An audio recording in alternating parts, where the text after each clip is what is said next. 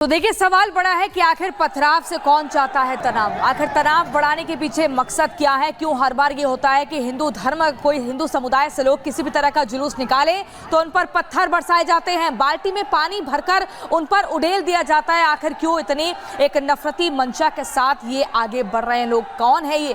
क्योंकि हम आपको बता दें, देखिए, राज्य बदल जाते हैं, जगह बदल जाती है, लेकिन तरीका एक ही रहता है। हर बार इनके घर में देखा जाता है कि घरों की खिड़की से कुछ कट्टर पंथ ऐसे हैं जो घरों की खिड़की से पत्थर बाहर फेंकते हैं और उस जुलूस पर आपको बता दें लोगों को चोट आती है, मूर्तियों को खंडित करने का प्रयास करते हैं, नारेबाजी करते हैं, डराते हैं। आखिर क्यों डरा रहे हैं? हिंदू आस्था पर नफरती पत्थर क्यों फेंके जा रहे हैं? और हर बार इतना हिंदू समुदाय के लोगों को डरना क्यों पड़ रहा है कि हर बार वो सोचते हैं कि अगर हम जा रहे हैं जुलूस लेकर तो रास्ता कुछ अलग देखें। क्यों रास्ता अलग ढूंढना है? अगर किसी रास्ते में जुलूस आगे निकल रहा है और वहां पर कोई विशेष समुदाय के लोग रह रहे हैं तो आखिर उनसे डरने की जरूरत क्यों है? हिंदू समुदाय के लोगों को क्यों बार बार इन्हें डराया जा रहा है? क्यों इन्हें बार बार चिन्हित किया जा रहा है? क्यों इनके त्योहारों को निशाना बनाया जा रहा है? क्या हिंदुस्तान में हिंदुओं को त्योहार मनाने का हक नहीं है? ये एक बड़ा सवाल है। जब से हम देख रहे हैं गणेश विसर्जन का त्योहार शुरू हुआ है, गणेश उत्सव शुरू हुआ है, तब से लगातार ऐसे नफरती पत्थर फेंके जा रहे हैं। कभी प्रभु श्री राम के जुलूस में पत्थर फेंके जाते हैं, कभी किसी और त्योहार में हम देखते हैं तीज त्योहार हो, पत्थर फेंके जाते हैं। आखिर कब तक इस तरह की चीजें चलती रहेंगी? बिल्कुल, प्रियंका आपको तस्वीरें दिखा रही थी, लेकिन आपको बता दें कि जम्मू कश्मीर में धारा 370 हटने के बाद विधानसभा चुनाव हो रहे हैं। सुबह 7 बजे से वोटिंग जारी, लंबी लंबी लाइनें लगी हुई है बूथ पर। एक एक तस्वीर आप तक पहुंचाएंगे और चलिए बात करते हैं कश्मीर का किंग कौन।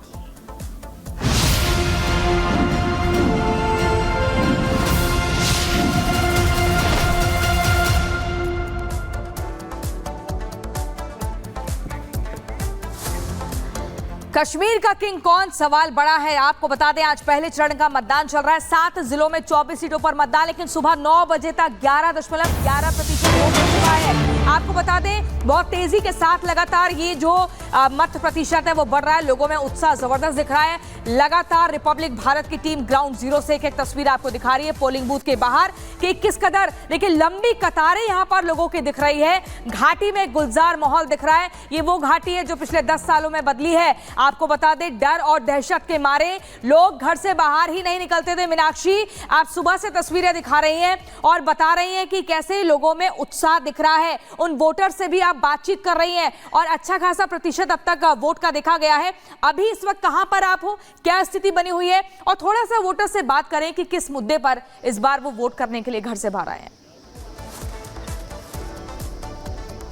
बिल्कुल, देखिए, सबसे पहले मैं आपको तस्वीरें दिखा देती हूँ, क्योंकि सुबह यहाँ पर इतनी ज़्यादा भीड़ नहीं नज़र आ रही थी, लोग नहीं नज़र आ रहे थे, लेकिन जैसे जैसे वक्त बढ़ रहा है वैसे वैसे यहाँ पर संख्या भी बढ़ने लगी है और यहाँ कतारें लग गई हैं अब, क्योंकि 10 साल बाद विधानसभा के चुनाव हो रहे हैं और ऐसे में लोग खासे उत्साहित भी नज़र आ रहे हैं।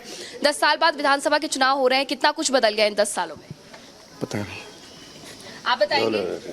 आप बात करेंगे? सर, आप बताएंगे, आप लोग 10 साल बाद आए हैं यहाँ पर वोट कास्ट करने के लिए विधानसभा के चुनावों में, तो कैसा लग रहा है आज? No comments madam, please. देखिए, लोगों का साफ तौर पर यही कहना है प्रियंका कि हम अपने वोट का जो प्रयोग है, वो जो उपयोग है मताधिकार का, वो करना हम जरूर चाहते हैं और हम घरों से खुद इस बार बाहर निकल रहे हैं। उनका कहना है कि एक स्थिर सरकार होगी, हमारे पास एक नेता होगा तो हम अपनी बातें रख पाएंगे। कुछ लोगों से हमने बात जरूर की थी जिनका ये कहना था कि 2019 के बाद से, 2014 के बाद से कई ऐसे बदलाव हैं जो हुए हैं, लेकिन कई ऐसी चीज़ें हैं जो अभी बदलनी बाकी हैं, जिसमें लोग रोजगार का मुद्दा उठा रहे हैं। उनका कहना है कि जिस तरीके से यहाँ पर डेवलपमेंट हुआ है, सड़कें बनी है, उसी के साथ ये भी जरूरी है कि अब यहाँ पर जो रोजगार है वो लोगों को अपने घर में ही मिले, अपनी जगह पर ही मिले, और यही वजह है कि वो घर से निकल करके वोट कास्ट करने के लिए आए हैं। ये बिजबहरा विधानसभा सीट है जो कि सबसे ज्यादा महत्वपूर्ण सीट मानी जाती है इस लिहाज से कि यहाँ पर मुफ्ती परिवार का दबदबा रहा है। अब मुफ्ती परिवार ने इल्तिजा मुफ्ती, जो कि महबूबा मुफ्ती की बेटी है, उनका जो राजनीतिक, जब आप मुफ्ती परिवार की बात कर रही हैं, इल्तिजा मुफ्ती की बात कर रही हैं, तो उनकी टूटी फूटी कश्मीरी भाषा याद आ जाती है। चलिए आगे बढ़ते हैं मीनाक्षी, आपके पास फिर से लौटेंगे और इस बीच अपने दर्शकों को बताते हैं कि आखिर ये चुनाव क्यों खास है। इसके पीछे मुख्य तौर पर वजह क्या है। 35 साल बाद पहली बार घर घर चुनावी प्रचार देखने को मिला है। इसके अलावा 1990 के बाद घर घर चुनाव प्रचार पर बैन हो गया था और वो तस्वीर अब 35 साल बाद देखने को मिली है। इस बार दक्षिण कश्मीर में पूरी तरीके से घर घर प्रचार हुआ है, बिना किसी डर के, बिना किसी दहशत के। आतंक प्रभावित शोपियां, पुलवामा में चुनावी शोर सुनने को और देखने को मिला, क्योंकि मुद्दों को लेकर बात हो रही थी। आपको बता दें, कुलगाम समेत कई इलाकों में वोटिंग के लिए भीड़ देखी गई है। अच्छी खासी भीड़, लोगों के पास मुद्दे हैं और लोग उसी मुद्दों के लेकर सामने आए हैं। 24 सीटों पर 1200 से ज्यादा चुनावी रैलियां हुई हैं। जहां आप सोचिए एक रैली नहीं होती थी, वहां कितनी सारी रैलियां हुई हैं। 2300 से ज्यादा डोर टू डोर कैंपेन किए गए हैं। लोगों से घर घर जाकर वोट की अपील की गई है। कई अलगाववादी भी लोकतंत्र का हिस्सा बने हैं। 10 साल बाद जम्मू कश्मीर में विधानसभा चुनाव होने जा रहा है। 370 हटने के बाद ये पहली बार का चुनाव है, जिसके बाद लोगों में एक अलग ही खुशी की लहर देखने को मिल रही है।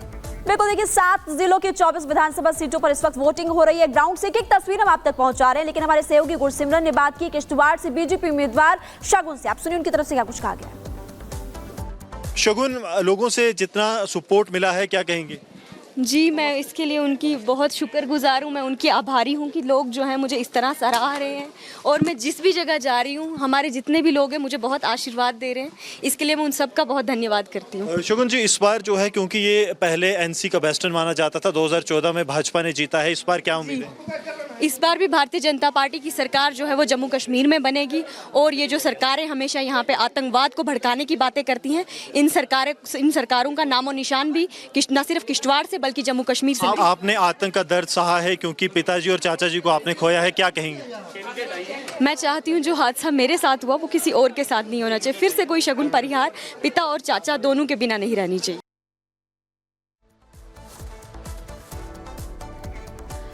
तो देखिए, कश्मीर का रण, पहला चरण, और तस्वीरें हम आपको दिखा रहे हैं, बता रहे हैं कि लोग वहां पर कैसे आए हैं वोट करने के लिए, और जो लोग वोट कर रहे हैं वही अपना चुनावी निशान भी दिखा रहे हैं।